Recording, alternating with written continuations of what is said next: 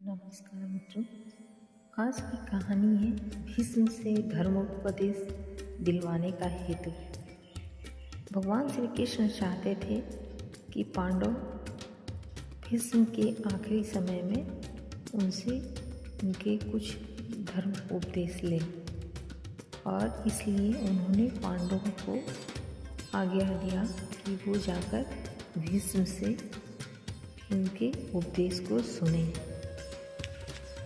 जब कौरवों के वीर धुरंधर भीष्म पितामह सरसैया पर शायी हो गए, तब नारद जी और अनेक ऋषि और सिद्ध वहाँ पहुँचे। युद्ध में मारे जाने से बचे हुए युधिष्ठिर आदि पांडव तथा अन्य राजागण युधिष्ठिर को आगे कर आकाश युद्ध सुर की तरह मरण शैया पर लेटे हुए भीष्म पितामह के निकट गए और शोक करने लगे। दो घड़ी कुछ विचार कर नारद जी ने युधिष्ठिर को संबोधन कर उनसे कहा, मेरे मतानुसार जो तुम्हें पूछना हो वह पूछ लो, क्योंकि इनसे प्रश्न करने का यही समय है। क्योंकि भीष्म जी कुछ काल बाद सूर्य की तरह सदा के लिए अस्त होने वाले हैं, क्योंकि अब उनकी अंतिम सांसें चल रही हैं। वे शरीर त्यागने को अब तैयार ही हैं। अतः तुम लोग धर्म संबंधी सब बातें उनसे पूछ लो, वे समस्त धर्मों को जानते हैं। नारद जी के यह कहने पर समस्त राजा भीष्म पितामह के निकट गए, किंतु प्रश्न न कर सके और एक दूसरे के मुख को निहारने लगे। तदंतर धर्मराज ने श्री कृष्ण से कहा, देवकी नंदन श्री कृष्ण को छोड़ कोई भी भीष्म जी से प्रश्न नहीं कर सकता। अतः हे यादव श्रेष्ठ कृष्ण, प्रथम आप ही प्रश्न करें, क्योंकि हम सब में समस्त धर्मों के ज्ञाता एवं श्रेष्ठ जन आप ही हैं। इस पर श्री कृष्ण जी भीष्म जी के निकट गए और उनसे इस तरह प्रश्न करना आरंभ किया। वासुदेव जी बोले, हे राजश्रेष्ठ, रात को आप आनंद से तो रहे, आपकी बुद्धि तो अब स्थिर है न, आपको समस्त इंद्रियां चैतन्य तो हैं, आपको किसी प्रकार का दुख तो नहीं है, आपका मन व्यग्र तो नहीं है। भीष्म जी ने उत्तर दिया, हे कृष्ण, मेरे शरीर की थकावट, पीड़ा और जलन, मेरे मन का मोह, दुख एवं ग्लानि आपके अनुग्रह से एक ही दिन में दूर हो गए। अब तो मुझे हथेली पर रखे हुए फल की तरह भूत, भविष्य और वर्तमान दिखलाई पड़ रहे हैं। हे अर्जुन, वेद में कथित अग्निहोत्र आदि धार्मिक अनुष्ठानों का विधान और वेदांत शास्त्र में कथित शम दम आदि के वास्तविक रूप को आपके अनुग्रह से मैं भली भांति जान गया हूँ। चारों आश्रमों के धर्मों में जो तत्व भरा हुआ है वह भी मेरे हृदयस्थ हो गया है। शिष्यों का कहा हुआ शिष्टाचार रूपी धर्म भी मेरे में बसा हुआ। हे जनार्दन, मैं भिन्न भिन्न देशों और कुलों में होने वाले आचारों और धर्मों को जानता हूँ। हे केशव, मुझे राजधर्म भी मालूम है। जिस स्थल पर जो कहना चाहिए वो मैं कहूँगा। आपके अनुग्रह से मेरे मन में अब शुभ विचार उत्पन्न हो रहे हैं। हे जनार्दन, आपकी कृपा से मैं अब हितकर उपदेश दे सकता हूँ, किंतु हे माधव, आप स्वयं ही पांडवों को उनके हित की बातों का उपदेश क्यों नहीं देते? इसका कारण आप शीघ्र बतलाएं। भीष्म जी ने कृष्ण जी से कहा। श्री कृष्ण जी बोले, हे कुरुवंशी, आपको विदित है कि यश और प्रेम का मूल मैं ही हूँ। सत्य और असत्य आवत पदार्थों की उत्पत्ति मुझी से हुई है। यदि कोई यह कह उठे कि चंद्रमा की किरणें शीतल हैं, तो इस कथन से क्या कोई विस्मित होगा? भीष्म, मैं इस संसार में आपका यश फैलाना चाहता हूँ। इसी से मैंने आपकी बुद्धि स्थिर कर दी है और आपके धर्म भावों को जागृत कर दिया है। हे पितामह, जब तक यह भूमि है तब तक आपकी कीर्ति भी अचल बनी रहेगी। प्रश्नकर्ता युधिष्ठिर को आप जो धर्मोपदेश देंगे वह वेदोपदेश की तरह इस भूमंडल पर अचल अटल रहेगा। साथ ही जो लोग आपके कथित एवं प्रामाणिक उपदेश को सुनकर अपना मन ईश्वर की ओर लगा लेगा, उसे मरने के बाद समस्त पुण्य फल प्राप्त होंगे। अतः हे भीष्म, मैंने इस संसार में आपके अंश का विस्तार करने के उद्देश्य से ही आपको दिव्य शक्ति प्रदान की है। आप धर्मोपदेश दें। आप वयोवृद्ध हैं, आपने वेदों की व्यवस्था सुनी है, आप सदाचारी हैं, समस्त राजधर्मों में निपुण हैं तथा अन्य विषय भी आप जानते हैं। जब से आप जन्मे हैं तब से कर आज तक आपने किसी को कोई छिद्र नहीं देख पड़ा। सब लोगों को मन है कि आप धर्म के तत्व ज्ञाता हैं। जैसे पिता पुत्र को धर्मोपदेश देता है, वैसे ही आप भी इनको राजनीति का उपदेश दीजिए। आपने सदा ही ऋषियों और देवताओं की उपासना की है, अतः आप निश्चय ही सब प्रकार के उपदेश दे सकते हैं। कोई महात्मा किसी महात्मा विद्वान से धर्म संबंधी प्रश्न करे तो उस विद्वान को चाहिए कि ऐसे जिज्ञासुओं को अवश्य धर्मोपदेश दें। विद्वजनों का कथन है कि ऐसा करना उनका कर्तव्य है।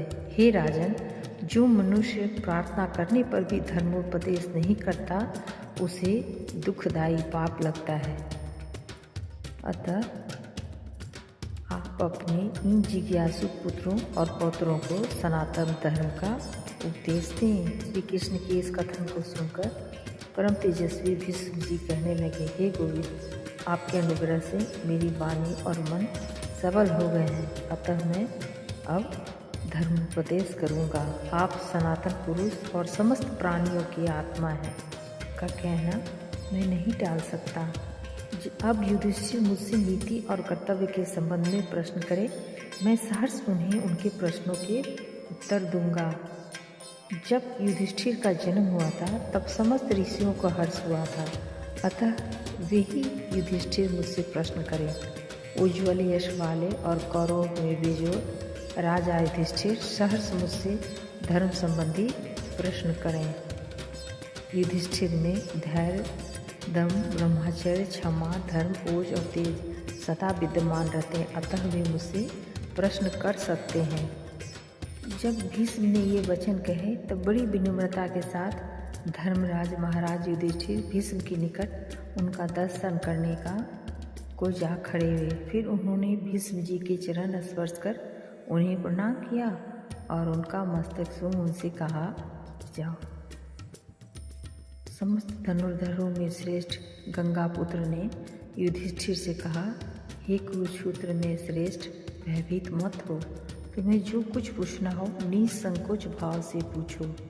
महाराज युधिष्ठिर ने श्री कृष्ण को तथा भीष्म पितामह को प्रणाम कर तथा व्यास आदि पूज्यजनों से आज्ञा मांग भीष्म जी से प्रश्न किया, हे भगवान, समस्त धर्मवेत्ता राजधर्म को श्रेष्ठ बतलाते हैं, किंतु मैं इस भार का उठाना दुरूह कार्य समझता हूँ, अतः आप मुझे राजधर्म सुनावें। हे पितामह, आप मुझे क्रम से राजधर्म सुनावें, क्योंकि सारे जगत का परमाधर्म राजधर्म के ऊपर निर्भर है। वो इसलिए कि धर्म, अर्थ, काम एवं मोक्ष धर्म राजधर्म ही में प्रतिष्ठित है। जैसे घोड़े को काबू करने में लगाम सहायता देती है, जैसे हाथी को बस करने के लिए अंकुश उपयोगी है, वैसे ही समस्त लोगों को बस में करने के लिए राजधर्म उपयोगी है। यह राजों का कथन है। राजर्षियों के सेवित धर्मानुसार जो लोग नहीं चलते हैं, उनकी व्यवस्था ठीक नहीं रहती और इसका परिणाम यह होता है कि सारा जगत घबरा जाता है। जैसे सूर्य उदय होकर अशुभ अंधकार का नाश करता है, वैसे ही मनुष्यों को अशुभ यानी गति को रोककर उनका परलोक सुधारने वाला राजधर्म है। हे पितामह, अतः आप मुझे सर्वप्रथम राजधर्म सुनावें, क्योंकि आप धर्मनिष्ठों में अग्रणी हैं। साथ ही परंतप वासुदेव आपको महाबुद्धिमान मानते हैं। अतः मेरी अभिलाषा है कि हम सब आपके मुख से परम रहस्य सुने। भीष्म जी ने कहा, उस परम धर्म को और उन ब्रह्मा श्री कृष्ण तथा ब्राह्मणों को प्रणाम कर मैं मनुष्य के सनातन धर्म का बखान करता हूँ। हे युधिष्ठिर, मैं तुम्हें समस्त राजधर्म सुनाता हूँ, तुम सावधान होकर सुनो। इसके अतिरिक्त और जो कुछ तुम पूछना चाहो, सुनना चाहो, वह भी सुनो। हे राजन, प्रजा का रक्षक करने की इच्छा रखने वाला राजा शास्त्रोक्त विधि से देवता और विप्रों की सेवा करे, क्योंकि जो राजा देवताओं और ब्राह्मणों की पूजा करता है वह धर्मलोप होने के कारण उत्पन्न होने वाले ऋण से उऋण हो जाता है और प्रजा भी उसे चाहने लगती है। हे वत्स, तुम सदैव अपनी विजय के लिए प्रयत्न करके पुरुषार्थ किया करना, क्योंकि राजाओं के काम केवल दैव पर निर्भर रखकर और बिना पुरुषार्थ के सिद्ध नहीं होते। यद्यपि दैव और पुरुषार्थ कार्य रूपी रथ के दो पहियों के समान है, तथापि मैं देव की अपेक्षा पुरुषार्थ को श्रेष्ठ मानता हूँ, क्योंकि पुरुषार्थ के बिना देव की सिद्धि ही नहीं होती। यदि प्रारंभ किया हुआ कोई काम निष्फल हो जाए तो उसके लिए तुम्हें संताप नहीं करना चाहिए, बल्कि प्रारंभ किए हुए कार्य की सफलता के लिए निरंतर उद्योग करते रहना चाहिए, क्योंकि ऐसा करना राजाओं का परम कर्तव्य है, परम धर्म है। सत्य को छोड़ राजाओं के सफल मनोरथ होने का अन्य कोई भी साधन नहीं है। सत्य का व्यवहार करने वाले राजा को इस लोक और परलोक में सुख प्राप्त होता है। हे राजेंद्र, ऋषियों का परम धन सत्य ही है। दूसरों के मनों में अपने प्रति विश्वास उत्पन्न करने का साधन सत्य छोड़ और कुछ भी नहीं है। जो राजा गुणी, शीलवान, सरल स्वभाव, कोमल प्रकृति, धर्मनिष्ठ, जितेंद्रिय, प्रसन्न मन्ना, स्थूल वाला और बड़ा उदार होता है, उस पर राजलक्ष्मी की सदा कृपा बनी रहती है। हे राजन, राजा को न्याय करते समय पक्षपात नहीं करना चाहिए। राजा को अपने राजकीय विचार गुप्त रखने चाहिए और पर छिंद्रान्वेषण में तत्पर रहना चाहिए। राजा को 3 कामों में सरलता से काम नहीं लेना चाहिए। वे 3 काम ये हैं: निज दोष गोपन, शत्रु के दोष खोजना, जिस काम को करना हो उसे सिद्ध करने के पूर्व प्रकट न करना। जो राजा कोमल स्वभाव वाला होता है उसका प्रायः सब लोग अपमान कर बैठते हैं और उग्र स्वभाव वाले राजा से प्रजाजन डरा करते हैं। अतः राजा को समयानुसार अथवा आवश्यकता अनुसार कोमल और उग्र होना चाहिए। हे प्रमोदर, तुम ब्राह्मणों को दंड कदापि मत देना, क्योंकि ब्राह्मण इस जगत में उत्तम कोटि के प्राणी माने जाते हैं। हे राजेंद्र, महात्मा मनु ने इस संबंध में 2 श्लोक कहे हैं। वे राजधर्म से संबंध रखते हैं, अतः उन्हें तुम अपने हृदय पटल पर अंकित कर लो। जल से अग्नि, ब्राह्मण से क्षत्रिय और पत्थर से लोहा उत्पन्न हुआ है। इनका सर्वव्यापी तेज अपनी ही योनि में जाकर शांत होता है। जब लोहे से पत्थर पर प्रहार किया जाता है, अग्नि जल में डाला जाता है और क्षत्रिय ब्राह्मण से द्वेष करने लगता है, तब ये तीनों हद तेज हो जाते हैं। अतएव हे राजन, तुम ब्राह्मणों को सदैव प्रणाम करना। यदि उत्तम ब्राह्मणों का यथोचित सत्कार किया जाए तो वे विद्याध्ययन और यज्ञानुष्ठान पारायण करते रहते हैं। हे नरव्याघ्र, यदि कोई सर्वथा पूज्य ही क्यों न हो, किंतु जो तीनों लोगों को दुखदायी हो, उसे राजा भुजबल से शिक्षा देकर अपने वश में कर ले। पूर्व काल में शुक्राचार्य इस विषय में 2 श्लोक कहे गए हैं। उन दोनों श्लोकों को हे युधिष्ठिर तुम एकाग्र होकर सुनो। वेद और वेदांत शास्त्र को पढ़ लेने पर भी जो ब्राह्मण हाथ में शस्त्र ले अपने ऊपर चढ़ आवे, तो धर्म रक्षक राजा को उचित है कि उस आतताई को राजधर्मानुसार शिक्षा दे। जो नष्ट होते हुए ही धर्म की रक्षा करता है वही धर्मज्ञ है। आतताई का वध करने वाला धर्मनाशक नहीं समझा जाता, क्योंकि क्रोध आतताई का नाश उसका क्रोध ही करता है।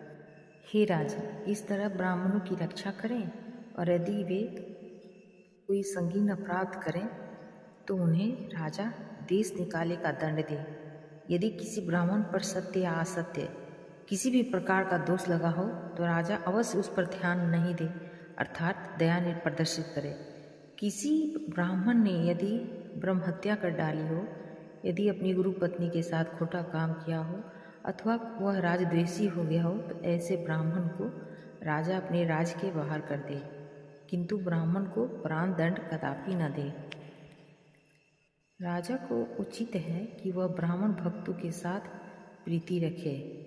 ब्राह्मण भक्त जनों के संग्रह से बढ़कर दूसरा श्रेष्ठ भंडार नहीं है। शास्त्र में निश्चित किए हुए 6 प्रकार के दुर्गों में शास्त्रकारों ने मनुष्य रूपी दुर्ग को परम दुर्जय माना है। अतएव बुद्धिमान राजा सदैव चारों वर्णों की प्रजा के ऊपर दया रखे। धर्मात्मा और सत्यवादी राजा अपनी प्रजा के लोगों को सदा प्रसन्न रख सकता है। हे वत्स, तुझे उचित है कि तू सब पर क्षमा प्रदर्शित न करे, क्योंकि क्षमावान गज के समान क्षमावान राजा धर्म का विरोधी माना गया है। पूर्व काल में बृहस्पति की नीति में इस विषय पर एक श्लोक है, उसे मैं सुनाता हूँ। सुनो, जो राजा सदा क्षमा ही क्षमा प्रदर्शित करता है उसका नीच पुरुष तक तिरस्कार करेंगे कि महावत तो हाथी के सिर पर ही तो चढ़ना चाहता है। अतः राजा न तो नितांत मृदु हो और न अति उग्र। राजा को तो वसंतकालीन सूर्य की तरह न तो प्रखर आतप वाला होना चाहिए और न अति शीतल ही होना चाहिए। राजा को आवश्यकता अनुसार कोमल और उग्र होना चाहिए। राजा को उचित है कि वो लोगों की परीक्षा का प्रत्यक्ष अनुमान और उपमान से करता रहे। तुझे सब प्रकार के व्यसनों को छोड़ देना चाहिए, क्योंकि व्यसनी राजा अपनी प्रजा के साथ द्वेष करने लगता है और तब प्रजा घबराने लगती है। राजा प्रकृति मंडल के साथ सदा गर्भवती स्त्री जैसा व्यवहार करे। गर्भवती स्त्री का आशय क्या है उसे भी तुम सुनो। स्त्री जैसे अपना दीन न विचार कर गर्भस्थ बालक का हित विचार कर तदनुरूप कार्य करती है, वैसे ही धर्मात्मा राजा अपने हित की परवाह न कर प्रजा हित की ओर ध्यान रखे। राजा को धैर्यच्युत कभी नहीं होना चाहिए। जो राजा धैर्यवान है और कुमार्गियों का शासन करने वाला प्रसिद्ध हो जाता है, वही किसी से कभी डरता नहीं। हे वाग्विदाम्बर, राजा को अपने नौकरों चाकरों के साथ हंसी दिल्लगी नहीं करनी चाहिए। ऐसा करने से जो खराबियां उत्पन्न होती हैं उन्हें सुनो। नौकरों को अधिक मुंह लगाने से वे अपने स्वामी का अपमान करने लगते और अपनी परम मर्यादा को भूल जाते हैं। वे अपने मालिक की आज्ञाओं का पालन नहीं करते। यदि वे किसी काम पर भेजे जाएं तो वे जाएं या ना जाएं के विचार के उधेड़-बुन में लग जाते हैं और काम करने में मन नहीं लगाते। गुप्त बातों को प्रकट कर देते हैं। जो वस्तुएं न मांगनी चाहिए उन्हें मांगने लगते हैं। नहीं, राजा के पीठ पीछे राजा के लिए जो भोजन बनाया जाता है उसे खा लेते हैं। बात में चिल्लाते चीखते हैं और राजा से अधिक नाम पाने का उद्योग करते हैं। वे इतने ढीठ हो जाते हैं कि वे राजा पर भी हुक्म चलाने लगते हैं। घूस ले और धोखा दे राज के कार्यों में विघ्न उपस्थित करने लगते हैं। जाली फरमान जारी कर राज्य में गड़बड़ मचा देते हैं। रनवास के रक्षों को मिलाकर रनवास में घुसने लगते हैं और राजा जैसी पोशाकें पहनकर निकलते हैं। वे राजा के निकट बैठ जमुहाई लेते हैं, थूकते हैं, निर्लजता भरी फुहर बातें कहते हैं और गुप्त भेदों को दूसरे के सामने प्रकट कर दिया करते हैं। कहीं राजा कोमल स्वभाव का और हंसमुख हुआ तो पद पद पर ये उसका अपमान करते हैं और उसकी सवारी के हाथियों घोड़ों रथों पर स्वयं सवार हो निकला करते और घुमा करते हैं। वे लोग भरी सभा में राजा से वैसे ही बोलते हैं जैसे मित्र से लोग बोला करते हैं, यथा आप यह काम नहीं कर सकते अथवा यह काम अच्छा नहीं है। उनके ऐसे अनुचित व्यवहार से जब राजा क्रुद्ध होता है तब वे अट्टहास करने लगते हैं। राजा जब उनका सत्कार करता है तब भी वे प्रसन्न नहीं होते, बल्कि बराबरी का दावा करने लगते हैं।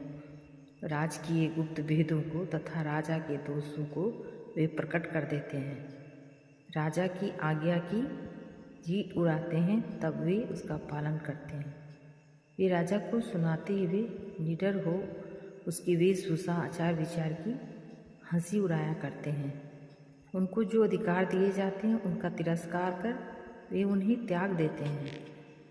उन्हें जो वृत्ति या वेतन दिया जाता है उससे वे संतुष्ट नहीं होते और राजकीय धन को डकार जाते हैं। जैसे बालक में बैठी चिड़िया से खेलता है, वैसे ही वे राजा के साथ भी खेल किया करते हैं और लोगों से कहते फिरते हैं कि राजा तो हमारे बस में है।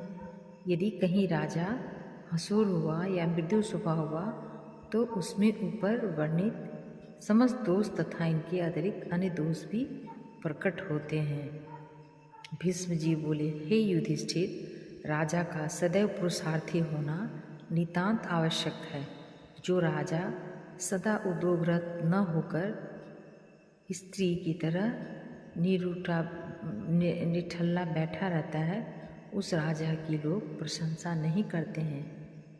इस विषय पर शुक्राचार्य का एक श्लोक प्रसिद्ध है, उसे तुम ध्यान देकर सुनो। जैसे बिलों में रहने वाले मूसों को सांप निगल जाता है, वैसे ही उस राजा को जो दंडाई को दंड नहीं देता और उस ब्राह्मण को जो विद्याध्ययन के लिए बाहर नहीं जाता, पृथ्वी निगल जाती है। इन सब बातों को हृदयस्थ कर लेने पर तुम इस नीति के साथ मेल करने योग्य लोगों से मेलजोल कर लेना और वैर करने योग्य मनुष्यों के साथ शत्रुता कर लेना। जो मनुष्य तांग विशिष्ट राज्य का अनिष्ट करना चाहता हो, वह भले ही गुरु हो या मित्र, राजा को उचित है कि उसे जान से मार डाले। पूर्व काल में राजा मरुत ने बृहस्पति के मतानुसार एक श्लोक कहा था, जिसका सारांश यह है, कार्य को न जानने वाले अभिमानी एवं कुमार्गगामी गुरु को भी राजा दंड दे। जो राजा लोभी और कपटी होता है, उस राजा को अवसर हाथ आते ही उसके सेवक और कुटुंबी मार डालते हैं। जो राजा भीतर बाहर से एक सा पवित्र रहता है, वो राजा अपने प्रजाजनों को संतुष्ट कर रख उनका मन अपनी ओर आकृष्ट कर लेता है। वह राजा यदि शत्रुओं द्वारा घिर भी लिया जाए तो वह राजभ्रष्ट नहीं होता, और यदि पराजित हो भी जाए तो अपने सहायकों की सहायता से पूर्ववत हो जाता है। जो राजा न तो क्रोधी है न व्यसनी ही, वो राजा दंड देते समय मृदुता से काम लेता है। जो राजा जितेंद्रिय होता है, उस राजा पर हिमालय पर्वत की तरह लोगों का अटल अचल विश्वास बन जाता है।